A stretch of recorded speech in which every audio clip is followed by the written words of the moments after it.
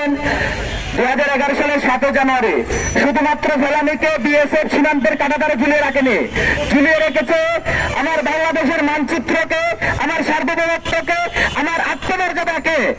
শুধুমাত্র 2011 সালে না, 71 থেকে 24 পর্যন্ত অসংখ্য বাংলাদেশী নাগরিককে নির্বিচারে তারা গুলি করে, পাখির মতো গুলি করে হত্যা করেছে। আমরা দেখেছি ঠাকুরগাঁও শ্রী জয়ন্ত কুমার সিংহ থেকে শুরু করে হিন্দু, বুদ্ধ, মুসলিম নির্বিশেষে কিভাবে বাংলাদেশী নাগরিককে তারা নির্বিচারে হত্যা করেছে, এবং যারা হত্যা করেছে তাদেরকে ঠিক পরের দিনেই বেকসুর খালাস দিয়েছে ইন্ডিয়ান প্রশাসন। আমরা তার নিন্দা জানাই, আমরা তার নিন্দা জানাই। আপনারা দেখেছেন ভারতীয় একমাত্র দেশ যুদ্ধাবস্থা ছাড়া যারা এত সংখ্যক প্রতিবেশী দেশের নাগরিককে হত্যা করেছে। আমরা বলতে চাই এটা ভারতের রাষ্ট্র হিসেবে ভারতের জন্য লজ্জা, ভারতের পররাষ্ট্রনীতির জন্য লজ্জা, ভারতের পররাষ্ট্রের প্রতি আমাদের সর্বস্তরের জনগণের নিন্দা।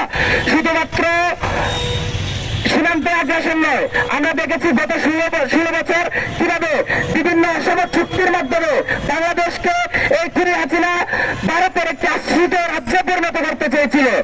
এই 5 আগস্ট বাংলাদেশের ছাত্র জনতা গণ অভ্যুত্থানের মাধ্যমে সেই আশ্রিত রাজ্য থেকে স্বাধীনতা লাভ করেছে।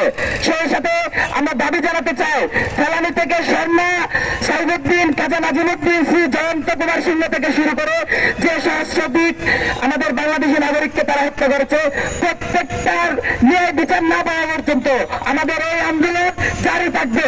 আমাদের ছাত্র জনতার গণ অভ্যুত্থানের মাধ্যমে প্রতিষ্ঠিত সরকারের কাছে, অন্তর্বর্তীকালীন সরকারের কাছে, যেখানে আমাদের ছাত্র প্রতিনিধি রয়েছে, তাদেরকে আমরা দাবি জানাতে চাই, আপনারা অতি শীঘ্র আন্তর্জাতিক আদালতে পুনরায় মামলা করুন, আন্তর্জাতিক আদালতে তদন্ত করুন, এবং সীমান্ত সন্ত্রাসে এই যে বিএসএফ এবং সীমান্ত বাহিনী নামের সন্ত্রাসীদেরকে নিষিদ্ধের দাবি তুলুন। আমরা সেই সাথে জানিয়ে দিতে চাই, ভারত আমাদেরকে বন্ধুত্বের নাম দিয়ে আমাদেরকে যে লাশ উপহার দিয়েছে, তার এই যে মতজনক পররাষ্ট্রনীতি, সেই পররাষ্ট্রনীতির প্রতি আমরা নিন্দা জানাই। অন্তর্বর্তীকালীন সরকারের কাছে আমরা দাবি জানাই, আমাদের আত্মমর্যাদাকে অক্ষুণ্ণ রাখবে, আমাদের সার্বভৌমত্বকে অক্ষুণ্ণ রাখবে, এমন পররাষ্ট্রনীতি তৈরি করুন। এই দাবির প্রেক্ষিতে আমরা জানাতে চাই আমাদের 3টা দাবি। প্রথম দাবি হচ্ছে, ফেলানিকে যেদিন হত্যা করা হয়েছিল 7 জানুয়ারি, সেই 7 জানুয়ারিকে বাংলাদেশের জাতীয় সীমান্ত একটা প্রতিরোধ হিসেবে ঘোষণা করতে হবে।